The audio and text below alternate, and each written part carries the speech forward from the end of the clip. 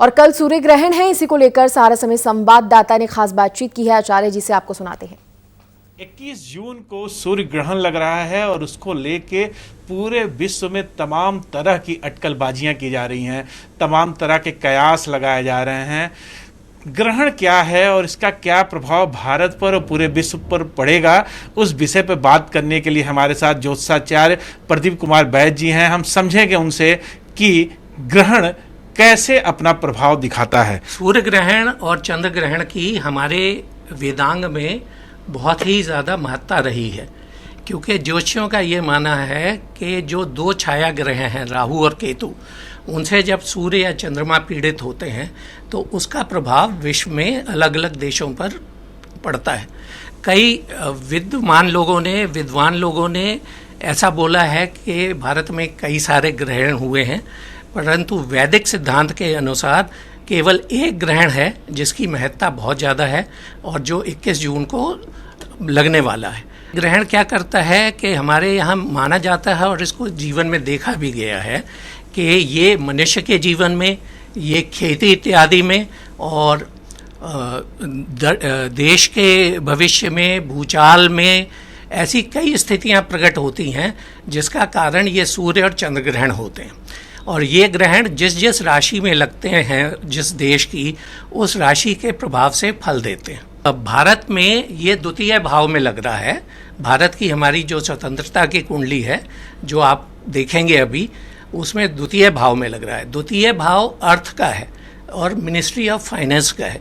तो मेरा ऐसा मानना है कि आगे आने वाले 2 महीने केंद्रीय मंत्रिमंडल के लिए बहुत ही चुनौतीपूर्ण है। विद्वान कह रहे हैं कि 1962 में भी इसी तरह का ग्रहण लगा था जिसमें चाइना से लड़ाई हुई और 1 सितंबर 1962 में ईरान में भीषण भूकंप आया।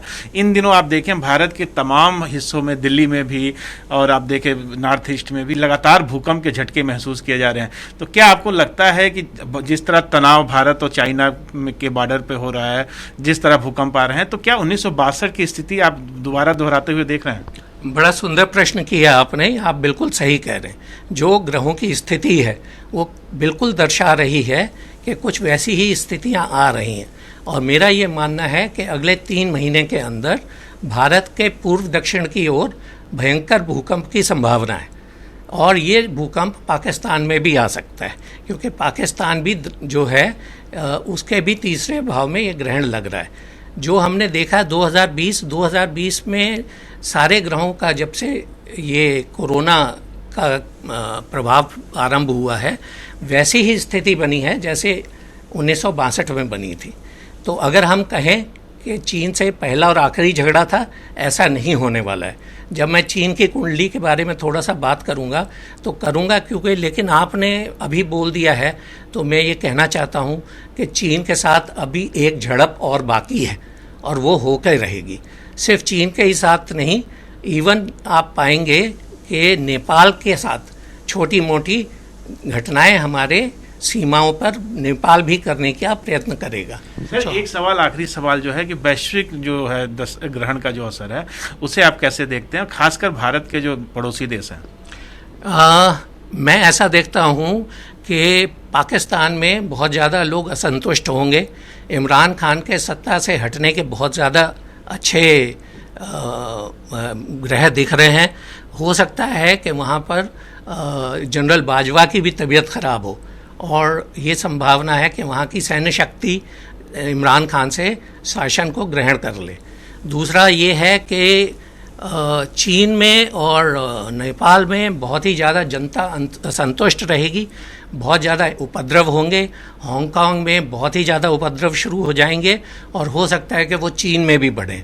और इसके साथ साथ आप देखेंगे कि नेपाल में सत्ता भंग हो सकता है। एक अंतिम बात और मैं कहना चाहता हूँ कि 3 राज्यों में से कहीं एक जगह सत्ता भंग जो है वो सितंबर तक हो जाएगी। उसका मतलब ये है कि कोई मुख्यमंत्री है उसका परिवर्तन होने वाला है। बहुत बहुत धन्यवाद। धन्यवाद। ये थे हमारे साथ आचार्य प्रदीप कुमार वैद। इन्होंने बताया कि घबराने की स्थिति नहीं है, भारत की जो अर्थव्यवस्था है आने वाले दिनों में मजबूत होगी। निश्चित तौर पे जो हमारे पड़ोसी देश हैं उनमें दिक्कतें आएंगी, और जो हमारे राज्य हैं कहीं पे बाढ़ आएगा, कहीं पे भूकंप आएगा, और प्राकृतिक आपदाओं से 2020 जूझता रहेगा। पर जैसा कि उन्होंने बताया कि धीरे धीरे सारी स्थिति सही हो जाएगी, तो आने वाले दिनों में भारत फिर से एक मजबूत अर्थव्यवस्था के रूप में उभरेगा। इसी के साथ कैमरामैन ललन के साथ रमेश कुमार सिंह, समय के लिए।